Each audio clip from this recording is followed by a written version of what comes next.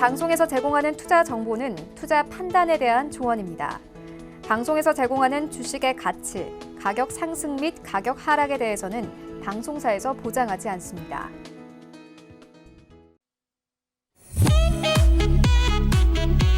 안녕하세요. 투자의 맛 진행의 도지은입니다. 오늘은 선물의 모든 것 닥터수지 위원님과 함께하는 선물 시간입니다. 채널 고정해 주시고요. 본 방송에서 제공한 정보는 투자 판단에 대한 조언일 뿐 해당 상품의 가치나 수익률을 보장하진 않습니다. 또 투자의 맛은 자본시장 통합법 준수하고 있는 거 알고 있으시죠? 1:1 투자 상담, 유사수 신행위, 무인가 영업행위, 불법 대여계좌 홍보 및 가입 권유 등 모든 불법 사항 엄중히 금지하고 있습니다. 참고 부탁드릴게요. 저는 선물 박사 닥터수지 위원님과 함께 돌아오도록 하겠습니다. 잠시만요.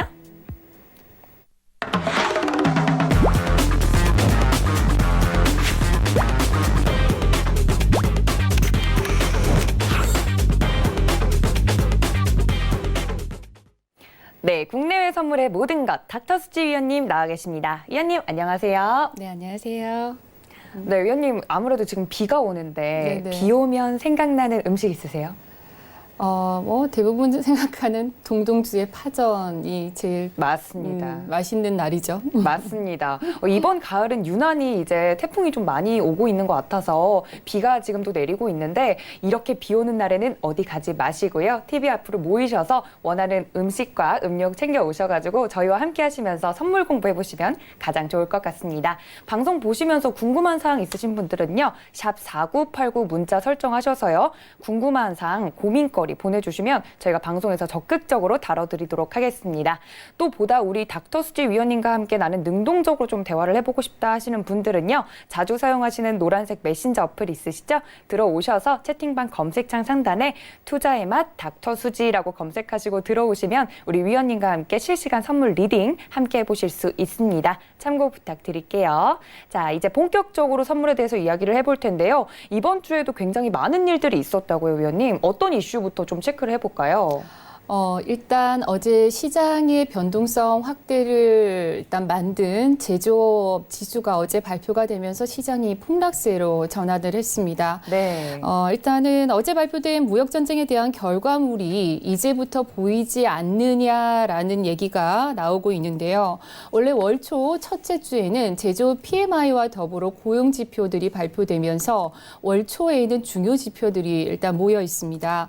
자, 어제 발표된 제조업 PMI 지수가 2012년 10월 이후 6년 11개월 만에 최저치로 일단은 나왔는데요. 보통 제조업 PMI 지수 같은 경우에는 50을 기준으로 봅니다. 50 이상이면 경기 확장, 50 이하면 경기 수축인데 지난 8월 달 제조업 PMI가 49.1로 발표가 됐고 이번 달 지난달이죠. 지난달 결과치가 47.8로 일단은 추가 하락이 좀 되면서 좀 좋지 않게 발표되면서 시장의 폭락세를 만들어 놨습니다. 일단 2016년 3분기부터 상승세를 보였던 제조업 PMI는 2018년 하반기를 정점으로 60대까지 지수대까지 올랐던 적이 있습니다. 그런데 2018년 하반기 이후로 계속 수직 하강을 하면서 제조업 경기가 좋지 않음을 일단 알려주었던 상황인데 유럽 증시 역시도 제조업 침체로 현재 경기 우려가 일단은 염려되고 있는 상황이죠. 자, 지난번에도 말씀드렸지만 이번에는 어떤 이슈보다도 경기 침체, 경기 우려에 대한 부분이 조금 여러분들이 좀 매매를 하시면서 좀 더 신중하게 접근을 해야 할 포인트인 듯합니다. 일단 트럼프는 연준과 제롬 파월 의장에게 제조업 부진의 책임을 뒤집어 씌웠습니다. 연준의 금리를 높게 유지해서 다른 통화에 비해서 달러가 상대적으로 강해졌다고 발언을 하면서 제조업에 악영향을 끼쳤다고 얘기를 했는데요. 일단 연준은 기준금리가 높다며 트럼프는 기준금리가 높다며 금리 인하를 강행할 것을 요구를 했습니다.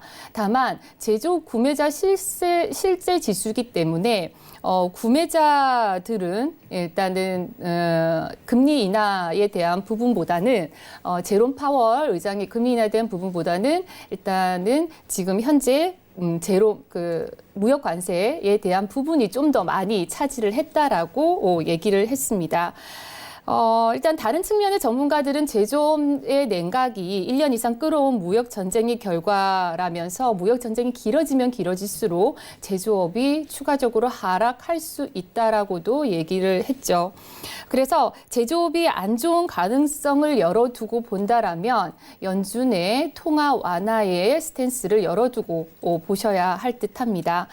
그래서 금리 인하 가능성이 10월 달에 재개가 되면서 금리 인하에 대한 부분이 나오고는 있지만 금리 인하는 단기적인 반등일 뿐 경기에 대한 부분을 전체적으로 아우르면서 경기 상승 확장 국면으로 갈 수 있는 기본적인 원재료가 되지는 않는 점은 유념하시면서 대응을 하시는 게 좋을 듯합니다. 그리고 이어서 홍콩 사태가 조금 위기감에 있습니다. 중국은 건국절을 맞아서 현재 행사를 하는 와중에 홍콩에서는 10대가 경찰이 겨눈 총에 맞아서 실탄을 맞고 지금 중태에 빠졌다라는 얘기가 나오고 있는데요. 원래는 송화법의 폐지로 시작했던 것이 현재는 독재 타도가 현재 나오는 상황입니다. 홍콩에서 벌어진 대규모 시위에 맞서 경찰은 공포탄을 실탄을 발사를 했고 이 과정에서 병원으로 이송되는 사건이 발생하면서 인명피해 사태가 심각하다는 의견이 나오면서 이 문제가 쉽게 풀이돼서는 안 된다는 언론이 나오고 있죠. 그래서 홍콩 시위가 더 격화가 된다라고 하면 분위기는 험악하게 변할 듯 보여서 좀 주목을 해야 할 듯해 보이고요. 이 사태를 좀 보면서 느낀 게 우리나라 80년대 민주화 사태를 보는 듯해서 가슴이 조금 아팠던 이슈였습니다. 다음에는요, 미중 무역 협상에 대한 부분을 조금 짚어보도록 하겠습니다. 무역 협상이 이번 10월 10일로 이제 성큼 다가왔는데 아무래도 10월은 이러한 무역 협상도 있는 데다가 그리고 이번 주 후반에 발표되는 고용 지표도 현재 나오고 있어서 여러 가지 이슈들이 복합적으로 있는 상황에서 10월의 장세는 변동성이 확대될 것으로 보입니다.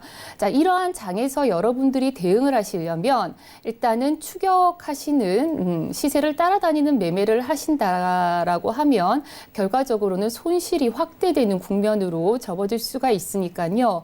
충분하게 차트를 분석한 후에 지지 저항대를 크게 잡아 놓으시고 가이드런스를 설정하신 후에 대응하시는 것이 제일 좋은 방법일 것 같습니다. 그래서 지금 현재 미중 무역 협상 같은 경우에는 지난주부터 금융 제재로 인해서 엎치락 뒤치락 하는 얘기가 나왔습니다. 지난 금요일 미국의 대중국 자본 투자 제한 조치 가능성에도 불구하고요. 중국 뉴욕 부총리는 예정대로 10월 무역 협상을 재개할 것이라고 얘기는 했습니다. 자, 트럼프는 미국 자본이 중국으로 흘러 들어가는 것을 일단 원천 봉쇄하는 방안을 검토 중에 있다라고 얘기를 지난번에 했었는데요. 그러면서 금요일 투자 심리를 위축시키기도 했습니다. 다만 백악관은 바로 가짜 뉴스라는 보도를 내면서 시장을 좀 안정화시키긴 했는데요. 현재 미국 증시에는 중국 최대 전자상거래 업체인 알리바바를 포함해서 160개 중국 기업들이 현재 상장이 되어 있습니다. 이들의 상장 시가총액은 1조 달러, 우리나라 돈으로 약 1,200조 원에 달합니다. 그래서 이 중에 알리바바가 약 400조 정도 되는데요. 그래서 중국 기업을 미 증시에서 상장 폐지하는 검토하겠다는 얘기가 나오면서 시장이 그만큼 불안했던 이유 중에 하나이기도 합니다. 일단 금융 전쟁에 대한 부분은 미 정부가 중국 기업 차단 방안을 고려하지 않는다는 미 재무부 성명에 잠시 일단락은 된 듯 보이긴 했지만 현재 지금 또다시 나온 얘기는 미국이 중국을 상대로 금융 투자를 차단하는 방안을 메모를 내부적으로 돌려봤다는 얘기가 나오면서 사태의 심각성이 다시 대두가 되고 있는 상황이죠. 이러한 트럼프의 행동은 미중 무역 협상을 앞두고 유리한 고지를 좀 차지하려는 트럼프의 전략일 가능성도 있다라는 부분이 좀 나오고 있습니다. 트럼프 트럼프가 현재 탄핵에 대한 부분이 불거지면서 본인의 입지가 위험해지자 일단은 어떤 식으로든 지지 세력을 모집하기 위해서 중국을 압박해서 협상을 얻어내는 수밖에 없는 상황이고요. 탄핵 얘기까지 나오면서 재선 가능성이 낮아지기 때문에 미중 무역 카드를 쓸 수밖에 없을 것으로 보이고 또 제 생각에도 그럴 수밖에 없다라고 보이기도 합니다. 트럼프는 성격상 지난번에도 말씀드렸다시피 중국에서 협상안을 제대로 받아주지 않는다라면 중국을 위협해서 공격적으로 나올 수도 있을 듯합니다. 트럼프가 남은 시간을 일단은 보자면 타임 스케줄을 보자면 내년 상반기를 지나고 민주당 후보와 격차가 10% 이상 벌어질 경우에는요. 내년 누가 트럼프의 말을 귀담아 들을지가 일단 의구심이 들고요. 내년 상반기가 마지노선일 가능성이 높고 주식시장에 대한 트럼프의 영향력은 일단 내년 상반기일 가능성이 높을 것으로 보입니다. 자, 이를 모르지 않을 트럼프이기 때문에 아마도 트럼프는 마음이 급해져 있을 상황이고 그리고 미국이 요구하는 것 그 자체가 중국 입장에서는 좀 수용하기 어려운 것들입니다. 지적 재산권도 있는 상황이고 산업보조금 제도도 개편하라고 하는 이런 모든 것들이 중국 입장에서는 자존심이 상하는 일이고 경제 주권의 문제라고 생각할 수도 있기 때문인데요. 중국의 입장에서 본다라면 제가 중국의 편을 드는 건 아니지만 도저히 협상을 할 수 없는 안을 가지고 협상을 시작을 하기 때문에 협상이 잘 되지 않는 것으로 보입니다. 자, 모건 스탠리에서도 언론에서도 일단 의견을 내놓았습니다. 이번 협상 전망에 큰 성과는 기대하기 어렵다고도 얘기를 했는데요. 대중국 무역 관세라는 거를 잊어버리시는 분들께 한 번 더 상기를 시켜드리자면 원래 10월 1일부터요. 어제부터 2,500억 원 달러에서 25%에서 30%로 인상하기로 했습니다. 그래서 지난번 2주를 연기를 해줬죠. 10월 14일이 이제 끝나는 시점인데 지금 10월입니다. 이번 달입니다. 모건 스탠리에서 이에 큰 성과는 어렵고 2,500억 원에 대한 30%를 부과할 수 있다라고 예상을 했습니다. 그렇게 따지면 지금 10월 초부터 경기 지표가 나오고 10월 10일 날 무역 협상에 대한 부분이 나오고 이러한 부분이 협상이 될지 안 될지에 대한 부분이 나오기 때문에 앞서 말씀드린 듯이 10월의 장세는 아주 급변동을 할 듯해 보입니다. 자, 마지막으로 이슈는 트럼프의 탄핵에 대해서 잠깐 짚고 넘어가도록 하겠습니다. 민주당 지지자 중에서 87%가 일단은 탄핵에 찬성을 했고요. 공화당 지지자 중에는 일단 77%가 반대하는 것으로 나타나긴 했습니다.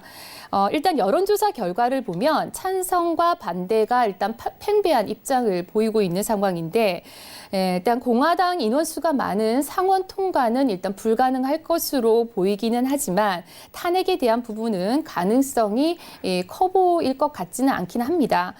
녹취록도 나오긴 했지만 그렇게 심각하지 않다라고 드는 판단이고요.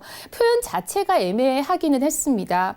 명시적인 압박이나 위협이 아니고 말끝을 흐리는 얘기를 했는데 영어의 경우에는 3인칭을 쓰게 됩니다. I 아니면 you. 그런데 트럼프는 it이란 단어를 통해서 노련하게 피해갔습니다.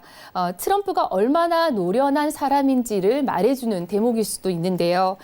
이 트럼프가 그러한 부분을 알고 있었기 때문에 바로 녹취록을 공개하지 않았나 하는 생각이 듭니다. 자신한테 불리할 게 없다라는 의미로 본 거죠. 지금 공개된 것으로 보면 트럼프는 빠져나갈 구멍은 많은 듯해 보이긴 합니다. 완전하게 확실한 증거가 나오기 전까지는 흔들기는 힘들어 보일 듯합니다. 하지만 우리 시장에서는 일단 언론에서는 조용하지만 미국의 CNN이나 미국의 언론을 보면 탄핵에 대한 이야기가 많이 나오고 있습니다. 그만큼 심각하다라는 얘기고요. 현재 시간이 가면 갈수록 탄핵에 대한 찬성이 일단 50% 마지노선을 넘어가고 있습니다. 추세가 높아진다라는 의미이기도 하죠. 탄핵이 될 가능성이 낮다라고는 하지만 무역 협상이나 예산안 등 경제 정책에 악영향을 미칠 수 있다는 우려가 적지 않게 보이고 있습니다. 다만 이러한 스캔들을 만들어낸 트럼프가 과연 재선에 성공할 수 있을지가 의문인데 이제 악재로 작용할 것은 분명하고요. 재선을 위해 달려온 트럼프의 입장에서는 이 이슈 자체가 최악일 것이라고 보이고 탄핵은 되지 않을 가능성이 크지만 재선에 대한 가능성은 낮아질 것이라고 보여집니다. 일단 시장은 무역 협상과 더불어서 트럼프의 행동에 주목을 하면서 긴장을 해야 할 10월인 듯합니다. 네, 이번 주도 정말 많은 이슈들이 있었는데요. 무엇보다 중요한 건 여러 가지 시나리오, 이 트럼프 재선을 앞두고 여러 가지 시나리오를 설정하고 거기에 맞는 대응 방법을 이제 세우는 것인데 이러한 시나리오 같은 경우는 혼자서 세우기는 굉장히 어려울 것 같습니다. 우리 닥터 수지 위원님과 함께 이렇게 실시간 리딩 함께 하실 수 있는 방법이 있는데요. 오픈 채팅방으로 들어오시면 됩니다. 24시간 열려 있는 거 알고 있으시죠? 자주 사용하시는 노란색 메신저 어플 들어오셔서요. 채팅방 검색창 상단에 투자의 맛 닥터 수지라고 검색하시고 들어오시면 오늘 위원님께서 이렇게 이슈 정리해 주신 것처럼요. 차트 보면서 더욱더 자세히 리딩해 주시니까 들어오셔서 많은 정보 얻어가셨으면 좋겠습니다. 자, 이렇게 이번 주 이슈까지 살펴봤다면요. 이번 주에 또 발표될 주요 일정들이 어떤 게 있는지 또 살펴봐야겠죠, 위원님? 네, 이번 주에는 중요 발표들이 좀 몰려 있습니다. 네. 원래 10월 초에, 월 초에는 뭐 제가 앞서 말씀드렸다시피 제조업 지수나 고용 지표들이 일단 월 초에 많이 발표가 됩니다. 그래서 월 초의 변동성이 큰 이유 중에 하나이기도 하죠. 그래서 어제 발표된 제조업 지수를 기점으로 해서 제조업 지수는 일단은 좋지 않게 발표가 돼서 시장의 하락을 이끌어냈고요. 자, 오늘 발표되는 9시 15분에 ADP 비농업 부문 고용자 수가 일단 발표가 됩니다. 원래는요, 매월 첫째 주 금요일에 비농업 고용자 수가 발표가 되는데 그에 앞서서 이틀 전에 ADP, 즉 민간에서 발표하는 고용자 수가 발표가 됩니다. 이것은 금요일처럼 큰 변동성을 초래하지는 않을 수는 있겠지만 그래도 이제 골드나 달러에 영향을 받는 골드나 상대 통화 가치에 대해서 일단 영향을 줄 수 있기 때문에 일단 9시 15분, 지금 얼마 남지 않은 시간이 발표가 될 예정인데 그때는 골드에 대한 부분은 조금 조심하게 접근해 주시는 게 좋을 것 같고요.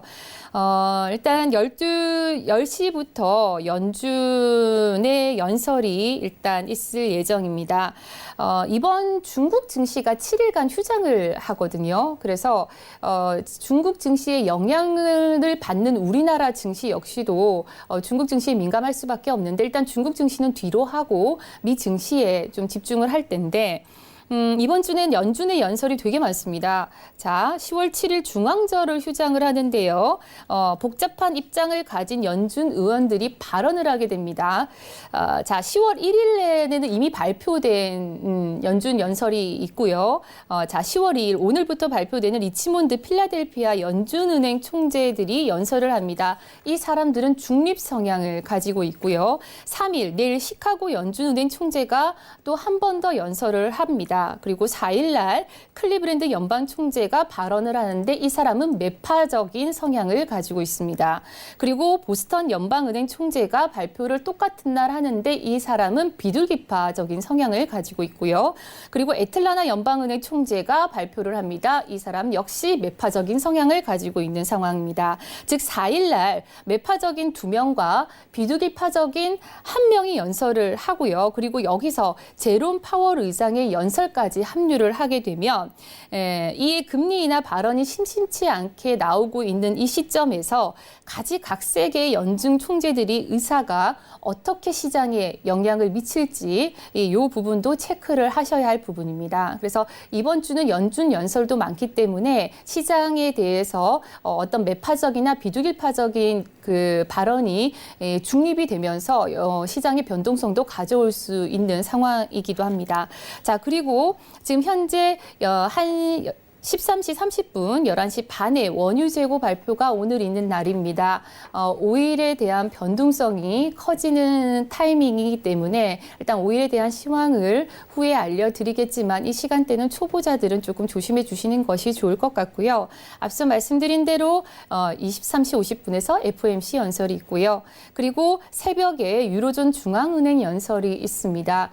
현재 유로존 중앙은행 같은 경우에는 경기 부양책 그리고 금리 인하에 대한 부분의 발언들을 거침없이 쏟아붓고 있는 상황인데 독일과 더불어 영국 그리고 나머지 이탈리아 유로존에 있는 모든 국가들의 제조업 경기 자체가 지금 현재 하향으로 계속적으로 바닥을 치고 있기 때문에 40까지 떨어진 상황이거든요. 그래서 지금 현재 40까지 떨어졌다라고 하면은 경기 거의 침체라고 봐야 하는 구간이기 때문에 유로존에서 또 어떠한 입장을 보일지 그 부분도 좀 체크를 해 주셔야 할 듯합니다. 그리고 다음 날로 넘어가면 9시 30분에 있을 주간 신규 실업수당 신청 건수 고용의 중요한 지표 중에 하나죠. 그리고 11시에는 ISM 비제조업 PMI가 발표가 됩니다. 지난번 발표 월요일 날 발표됐던 것은 제조업 PMI고요. 어제 발표됐던 거는 그리고 목요일 날 발표되는 비제조업 PMI 이 지수도 중요하기 때문에 일단은 체크를 해보셔야 할 듯하고요. 그 다음 날 넘어가면서 무역 수지가 발표가 됩니다. 당연히 수출과 수입에 대한 부분이 관세를 통해서 어떻게 작용하는지가 나올 예정이기 때문에 관세의 영향이 어떻게 악영향으로 미칠지 무역 수지도 체크를 꼭 해주셔야 하는 타이밍이고요. 그리고 중요한 9시 30분에 나오는 비농업 고용자 수 변동이 있습니다. 일단 고용 지표가 이번 주 되게 중요한 지표 발표입니다. 이 결과에 따라 10월 달 추가 금리 인상이 좌지우지 될 것 같긴 한데요. 일단 예상은 14만 5천 개로 예상이 되고 있습니다. 고용자 수는 평균적으로 18만에서 21만을 일단 유지를 해야 그나마 경기가 안정적이고 좋다라고 얘기를 하는 상황인데요. 수치로만 보면 일단 낮은 수치긴 합니다. 다만 전월 대비 얼마나 좋아졌느냐에 따라서 시장의 반응을 하기 때문에 일단 예상치보다 좋게 발표가 된다라고 하면 반등도 나올 수 있는 구간이기도 하고요. 고용 지표가 제조업과 더불어서 많이 좋지 않게 나온다라고 하면 시장의 추가 하락도 일단 열어두셔야 하는 포인트입니다. 일단 금요일은 전부 다 고용 지표가 발표가 되는 날이긴 하네요. 9시 30분에 실업률도 같이 발표가 되고요. 그리고 9시 30분 평균 시간당 수입도 일단 발표가 됩니다. 그리고 마지막으로 새벽에 FOMC 연설을 마지막으로 이번 주 경제 지표는 마감이 될 듯합니다.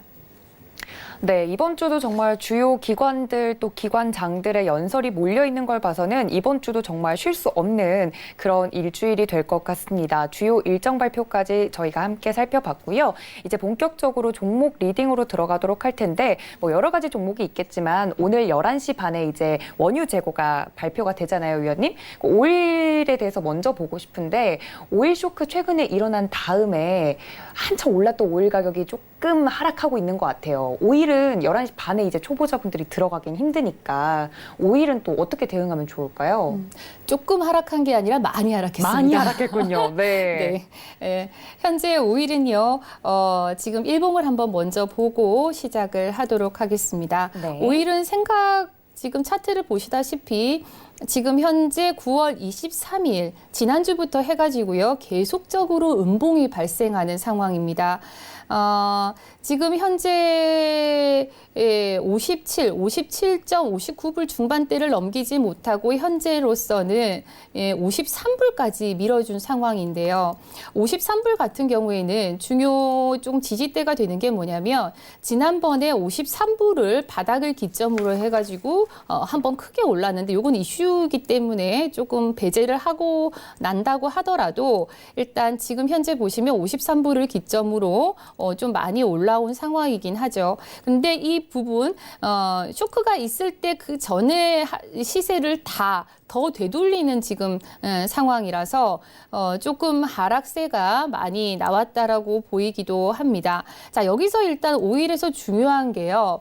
IMF 글로벌 경기 성장률 전망치가 이쯤에서 지금 10월 7일, 10일 이쯤에서 발표될 예정이긴 합니다. 7월 경기 둔화 우려감을 표명한 상황이라서 이번에도 하향 조정한다는 얘기가 나올 수도 있습니다. 유럽발도 그렇고 경기 상황이 좋지 않은 상황이기 때문이죠.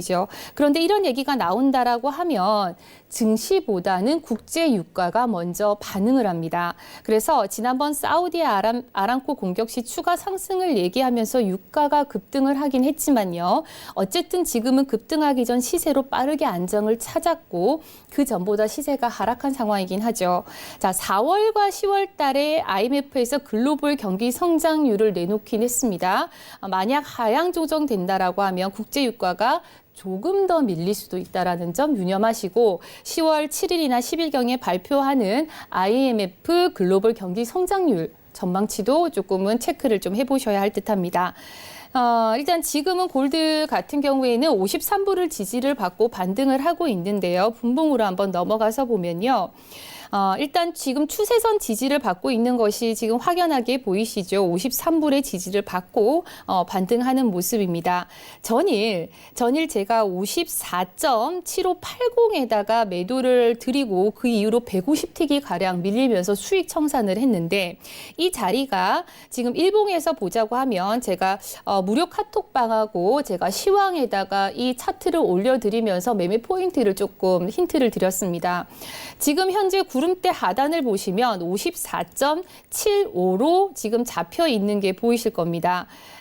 지금 요 구간이죠. 54.75로 잡혀 있는 구간. 이 자리에서 어제 전일 저항을 받고 100틱 이상 밀려준 자리인데 이 자리가 왜 중요했냐면 자, 지난 일봉만 본다 하더라도 지난 9월 27일 저점이 54.75입니다. 보이시죠? 자, 확대를 해서 좀 보여드리면 자, 이날 54.75가 9월 27일 날 저점이고요. 그런데 월요일 날 그 자리를 장대 음봉으로 깨고 내려왔습니다. 이럴 경우에는 장대 음봉 깨고 내려왔을 경우에는 그리고 53불을 지지를 받고 올라왔죠. 올라올 경우에는 지난번 강한 지지가 됐던 자리가 1차적으로 제일 첫 번째 맞는 자리에서 강한 저항이 된다라는 이런 이론들은 여러분들이 꼭 알고 넘어가 주셔야 할 듯합니다. 그래서 지금 보시면 자, 차트에서 보셔도 나오죠. 자, 54.75를 기점으로 크게 56불까지 다시 재차 반등을 열어줬던 자리고 이 자리에서 이제 매도를 쳤던 구간인데 여기서 추가적으로 54.75를 깨면서 현재 저항을 받고 53불까지 밀렸죠. 당연히 지금 현재 올라오면 54.75, 85 사이의 저항은 꼭 매도를 컷을 걸고 대응을 한번 해보셔야 할 듯합니다. 지금 현재 일봉상 본다 하더라도요. 이 구름대가 5일선하고 맞먹는 자리입니다. 그래서 54.75대가 만약에 양봉으로 돌파 이 자리를 회복해서 그 자리를 다시 재차 9월 23일처럼 지지를 받는다라고 하면 55불 후반 그리고 56불까지는 재차 열어두어야 하는 구간이니까 이 자리가 중요 포인트임을 기억하시고 대응을 하시는 게 좋을 듯합니다. 자, 여기서 만약 이 자리를 뚫어버리지 못한다라고 하면 재차 현재 53불까지도 다시 열려 있을 구간이긴 하죠. 중요한 거는 지금 보시면 추세선이 이렇게 지금 이제 내려가고 있는 게 보이시죠? 추세선이 이렇게 내려가고 있는 게 그어져 있는 추세선이 내려가고 있는 게 보여서 현재 이렇게 해서 지금 일봉 저항을 받고 내려온다라고 하면 차트에 보이는 추세 지지선대에서 매수를 받아보시는 것도 좋을 듯한데 일단 지지를 한번 본다라고 하면 가격적인 측면에서 본다라고 하면요. 52.40이 53불이 이탈이 된다라고 하면 52.4050 부분이 1차적으로 일단 지지가 될 확률이 크고요. 이 자리가 무너진다라고 하면 자, 51.50 2010 때까지는 열어두고 하방 열어두시는 게 좋을 듯 합니다. 중요한 거는요. 자, 여기서 만약 53부를 깨고 내려갔다. 그러면 강한 지지가 됐던 자리를 음봉으로 깬다라는 얘기죠. 그러면 53부를 만약 회복을 못한다라면 어떻게 될까요? 다시 시장은 하방으로 51부까지 열려 있다라고 보여지겠죠. 다만 53부를 또 빠르게 회복한다? 그러면 일봉 저항대 맞는 수준인 54불 중후반대까지도 다시 열려 있다. 이런 그 큰 흐름을 그려두시고 시장을 대응하라 하시는 게 좋을 듯 보입니다. 만약에 54.75를 상향으로 돌파를 해준다라고 하면 55불 중반대에서는 매도 대응을 해주시는 게 좋을 것 같고요. 55불 중후반, 그러니까 55.60, 전차적으로 55.60대가 돌파돼서 안착이 된다라고 하면 이번 주든 다음 주든 그 자리에서는 추가적으로 상방을 보시고 매수를 보시는 전략을 구사하시는 것이 일단 좋을 듯해 보입니다. 일단 시장은 힘은 강하지는 않아 보입니다. 전반적으로 힘은 강해 보이지 않는 시장이기 때문에 5일선을 회복을 하느냐가 일단 1차적으로 중요. 그리고 그 이전에 지지가 됐던 자리 아시죠? 일봉은 꼭 체크하라고 말씀을 드렸습니다. 자, 9월 25일 날 55.55가 저점이었고 9월 26일 날 55.40이 저점이었습니다. 그러면 그 자리를 음봉으로 깼기 때문에 똑같아지겠죠. 첫 번째 올라올 때는 55.40이든 55.5든 1차적으로 저항을 받을 확률이 아주 크다라는 점. 그래서 대부분 올라가는 장에서 이러한 자리를 체크를 못하고 추격을 하시게 되면 여러분들 추격을 해가지고 딱 물리는 경우가 보통 이런 자리에서 물리는 경우가 지금 허다하기 때문에 이러한 큰 흐름에서 일봉을 확인하신 후에 대응을 해주시는 게 좋을 듯합니다. 일단 그래서 오늘은 54.75 부근에서는 매도 대응, 밑으로 53불은 일단 짧게 컷 걸고 확인해 보시는 것도 좋을 듯 하고요. 하방으로는 52점 아까 말씀드린 데에서는 매수 전략을 보시는 게 오늘 대응을 하시는 데는 좀 좋을 듯해 보입니다.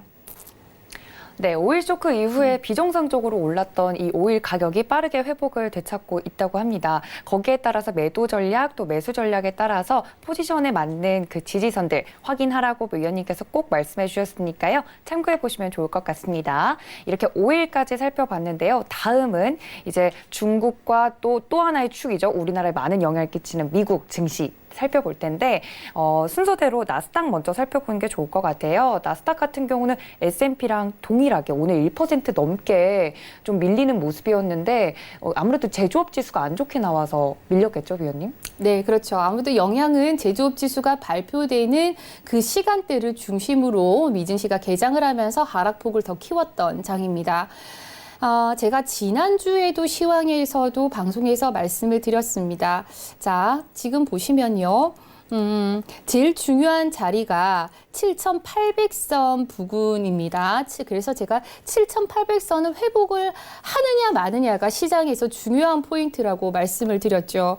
일단 일봉을 먼저 보시면 시장이 이제 흐르고 있는데 7,800선은 자, 일봉의 7,800선의 선을 긋고 한번 보시길 바랍니다. 7,800선의 경우에는 이날 자 9월 16일 날 저가가 7,798, 7,800선 부근이죠. 그리고 9월 11일 날 저점도 7,807포인트 부근, 그리고 9월 18일 날 저점도 7,813. 그리고 9월 19일 7,850 부근, 이런 자리들이 현재 저점이 됐던 자리였습니다. 그러면 앞서 말씀드린 대로 저점이 됐던 자리가 깨진다라면 그 자리가 어떻게 된다? 라고 말씀드렸죠? 저항이 된다. 라는 부분을 참고를 하신다라면 일단 7,800선과 7,850선, 그죠? 9월 19일 저점이 됐던 7,800 초반과 7,850선 부근에서는 돌파하지 못한다라면 시장을 하방으로 보는 게 원칙상 맞습니다. 그래서 일단 그 흐름에서 본다라고 하면 자 보세요. 9월 25일 날도 7,840대에서 밀렸습니다. 자, 9월 26일 날도 7,840에서 밀렸습니다. 그리고 9월 27일 날 7,820에서 밀렸습니다. 그죠? 그리고 어제 7,840대에서 밀렸죠. 이러한 과거의 일봉 전의 흐름을 본다라고 하면 7,800선 위에서 매도를 때린다는 게 두려움이 그닥 없었을 것이라고 보이고요. 그래서 차트 분석이 1차적으로 중요하다라고 말씀을 드립니다. 거기다가 일봉이 그날 21선이 동일하게 저항을 받는 자리였어요. 그래서 일봉상 지금 보시면 차트가 이렇게 지금 현재 21선이 살짝 꺾이는 모습이 나오는 상황이기 때문에 제가 실시간 방송에서도 어제 같은 경우에도 7,840선 부근은 제가 무료 카톡방에도 찝어드렸던 자리이기도 한데요. 이 자리들의 21선의 저항을 본다라고 하면 매도를 겁낼 이유가 없었던 장입니다. 그래서 지금 현재 7,830선 35 제가 지금 매수를 드리고 온 자리거든요. 지금 매수를 드리고 온 자리에서 일단 일봉만 본다라고 하면요. 일봉만 본다라고 하면 매수를 드리고 온 자리에서 현재 어떻게 해요? 100틱 이상 수익이 나고 있는 구간입니다. 일단 우리 제 방송을 들으셨던 분들은 현재 매수 수익 구간이라고 보이는데, 자, 지난번에도 제가 7,640선이 중요하다라고 말씀을 드렸습니다. 7,640선이 중요했던 날이 이날 9월 27일 금요일이었는데 7,641포인트에서 돌아갔거든요. 그때는 일봉의 구름 끝단의 이 지지가 7,637 정도 부근이었어요. 그런데 구름이 미세하게 내려오는 이런 자리에서 디테일성을 잡을 수가 있거든요. 이런 자리 미세하게 내려온 자리에서 일단은 지금은 일봉상 확대를 해서 보여드릴게요. 일봉상 지지가 되면서 지금 현재 큰 수익을 주고 있는 구간이라고 보시면 되겠죠. 그러면 자, 분봉으로 넘어가서 자, 이게 120분봉입니다. 120분봉인데 120분봉의 흐름을 보시면 자, 지금 현재 왔다 갔다 하는 변동성 장세가 위아래 흔들리는 장세이기 때문에 양운과 음운의 구름대가 되게 얇게 형성이 된 게 지금 현재 보이실 겁니다. 이 자리가 얇게 형성이 돼 있다 하더라도 지금 현재 캔들을 형성을 한 거를 보면요. 캔들 자체가 이 구름대를 현재 120분봉의 구름대를 돌파를 못했어요. 단 한 번도. 그죠? 단 한 번도 돌파를 못하고 밀려준 자리였기 때문에 이런 자리에서 매도로 수익만 냈다고 하더라도 9월 달에 나스닥의 수익은 엄청나게 가져갈 수 있는 기회의 장이었습니다. 그래서 9월 달에 수익이 엄청나게 제가 리딩을 했을 시에서 컸던 이유가 일단 가이드 크게 잡아두고 위에서 올라오면 매도 전략, 밑으로 내려오면 매수 전략으로 잡아두고 대응을 했기 때문에 일단 수익이 클 수밖에 없었고요. 이렇게 위아래 흔들리는 장에서 추격하고 하다 보면 결국에는 위아래 다 터지는 손실을 볼 수 있는 경우가 발생하기 때문에 이렇게 변동성이 짙은 장세에서는 기다리면서 대응하시는 게 개인 투자자들한테는 정말 좋은 전략, 좋은 매매 방법 중에 하나이기도 합니다.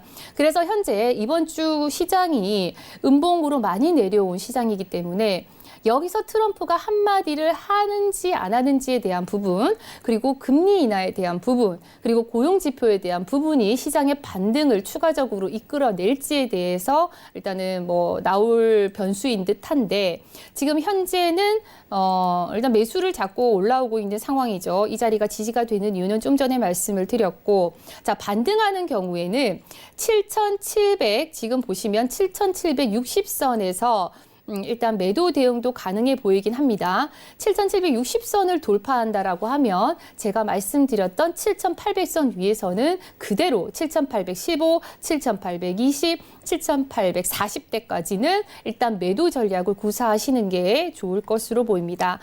여기서 7,600이 이탈이 됩니다. 이탈이 만약에 된다라면 지표 발표가 좋지 않게 나왔거나 추가적인 하락세를 보일 수도 있는 상황이기 때문에 7,630을 이탈을 한다라면요. 아래로는 7,600선이 다시 지지가 되는지를 1차적으로 확인을 해 주시고요. 7,600선이 이탈이 된다라고 하면 7,520 부근, 4,500까지는 다시 하방으로 조정을 줄 수도 있는 구간입니다. 유념하시고 대응을 해주시길 바랍니다. 왜 제가 7,520선으로 보냐면 이 자리 한번 보실까요? 자, 앞서 차트 보이시나요? 8월 달의 지지. 8월 달에서 8월 달에 8,000이 최고점까지 만들었던 매수 시발점이 7,520 부근입니다. 이런 경우는 한번 강하게 지지받고 올라간 경우에는 첫 번째 내려올 때는 강한 지지도 될 수 있다는 점 유념하시고 이 자리 그리고 7,450대 자 7,390에서 8,000선까지 무려 튀어 올랐던 자리죠. 그래서 7,390대 이렇게 해서 요 세 군데의 지지대도 알아두시면서 대응하시는 것이 좋겠습니다. 물론 이 자리에서 매수 전략은 당연히 저는 구사를 할 건데 이 자리에서는 되도록이면 매도 추격 매도 하셨다가는 아주 크게 된통 당할 수도 있는 자리이기 때문에 일단 기억하시고 대응해 주시는 게 좋을 것 같습니다. 네, 차트 분석의 중요성까지 강조를 해주시면서 위원님께서 나스닥 분석까지 해주셨습니다. 다음은 조금 무겁게 움직이는 S&P 500을 조금 빠르게 보도록 할까요, 위원님? 네, S&P도 일단은 나스닥이랑 같은 맥락에서 보시면 되실 것 같습니다. 그렇죠. 지금 보시면 제가 일봉에서도 똑같은 얘기가 똑같죠. 2,994포인트를 지난주에 제가 말씀을 시황에도 드렸는데 똑같은 자리에서 지속적으로 매도 대응을 했던 구간입니다. 어제 같은 경우에도 최고점 매도 성공하면서 일단은 크게 수익을 났던 구간이고요. 그래서 지금 현재 2,880대 부분이 지지가 되면서 깨진 상황이고 위로는 3,010부분의 저항대가 되게 강하게 잡혀 있는 상황이에요.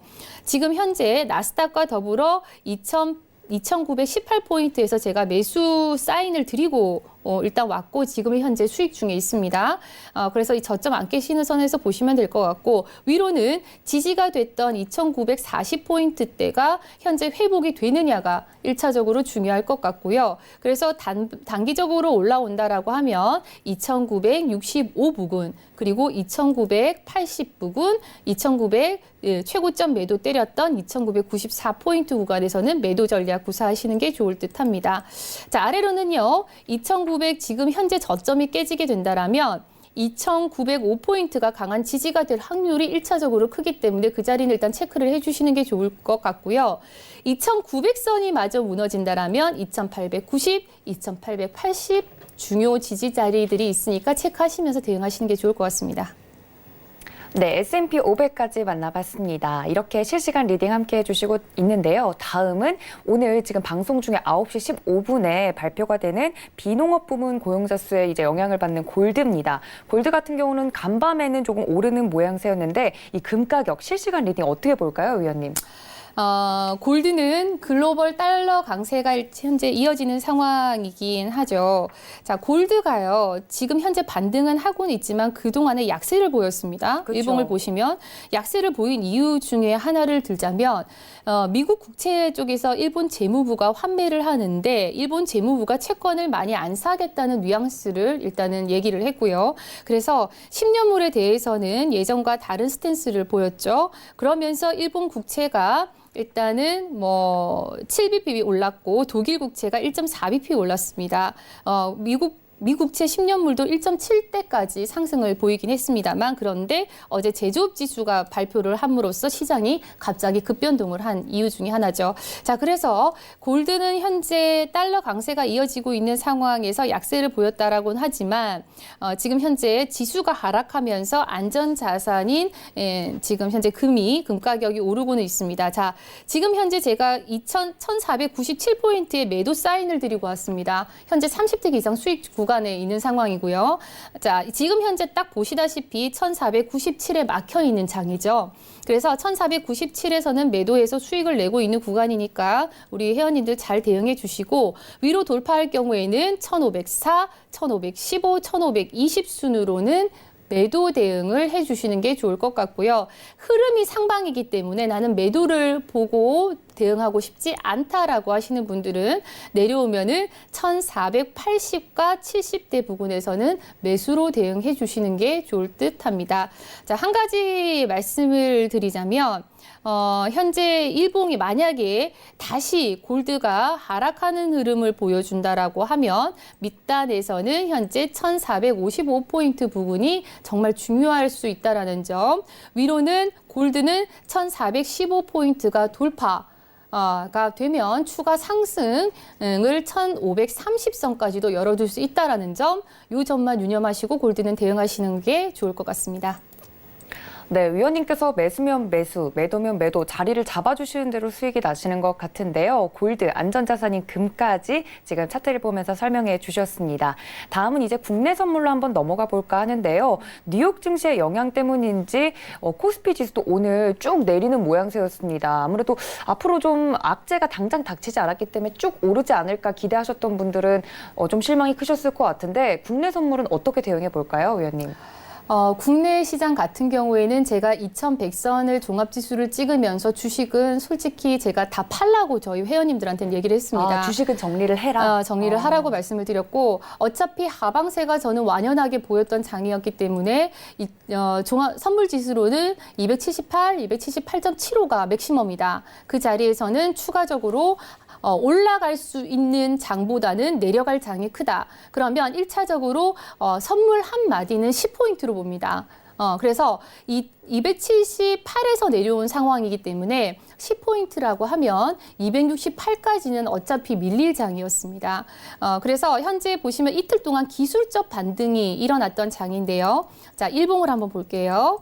자, 일봉에서 276.25가 중요하다라고도 이제 제가 시황에도 말씀을 드렸는데 276.25를 넘지를 못한다라고 하면 이게 일봉상 저항대 구간이거든요. 276.25가 이 자리를 돌파하지 못한다라고 하면 다시 추가적으로 하락을 만들어갈 가능성이 크다라고 제가 말씀을 드렸죠.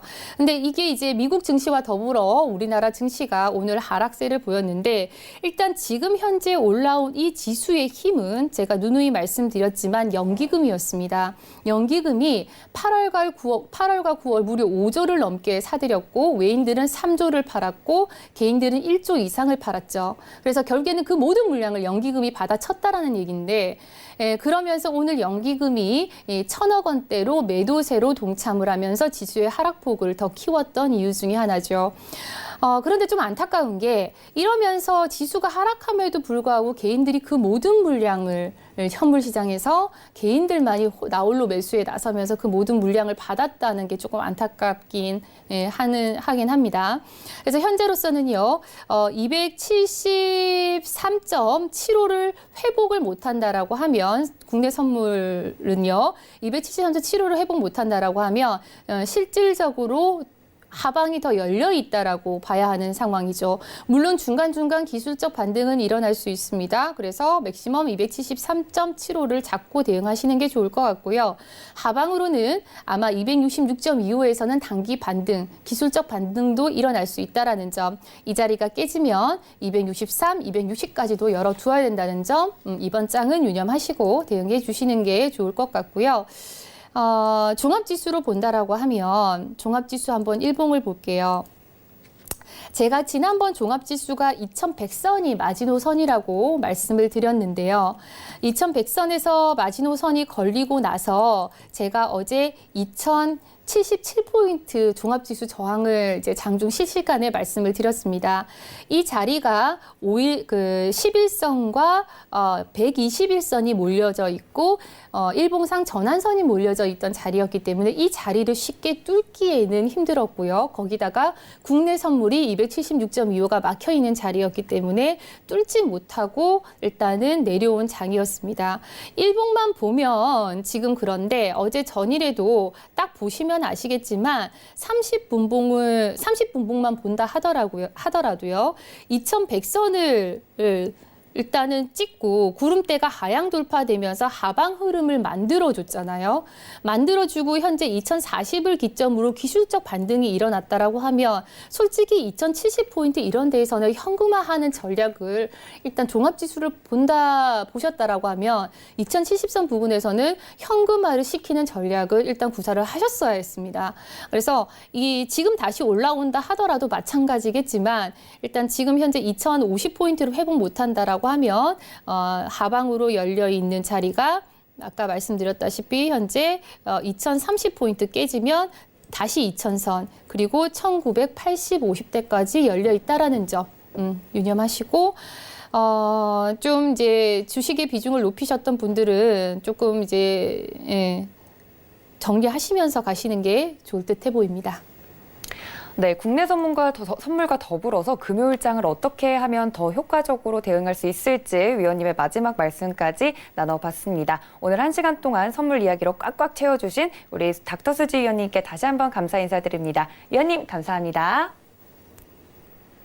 네, 내일은 개천절로 쉬는 날이죠. 저희는 다음 날인 금요일 날 생방송으로 여러분들에게 찾아뵙도록 하겠습니다. 또 본 방송에서 제공한 정보는 투자 판단에 대한 조언일 뿐 해당 상품의 가치나 수익률을 보장하진 않는다는 점 참고 부탁드리고요.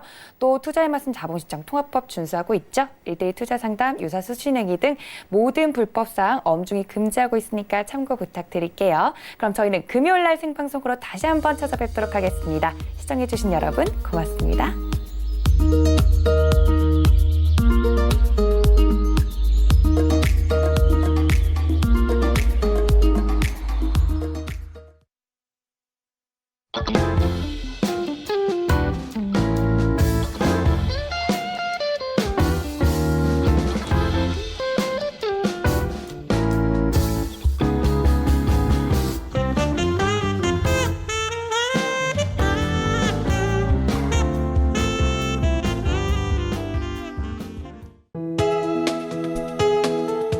방송에서 제공하는 투자 정보는 투자 판단에 대한 조언입니다.